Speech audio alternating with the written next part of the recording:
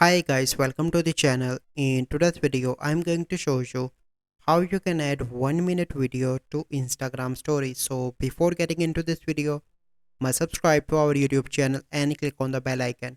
So the first step you simply need to do is to open Play Store and search for Instagram. Click on that and you need to update your Instagram application first. So once you done that, you simply need to go back and open Instagram, and now you need to add a story. So let me select videos. So this is the video that is here. You can see that it is more than 30 seconds. Click on that and you simply need to share that. So let me show you. Now it is not trim into 2 or 3 parts, so it is a single story. So let me show you. Wait for a few seconds, it will take some time to load.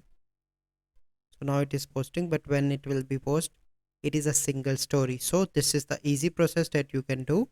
So I hope you find this video helpful. If you find this video helpful, must like this video, subscribe to our YouTube channel for future videos. We'll see you in the next video. Thank you. Have a good day.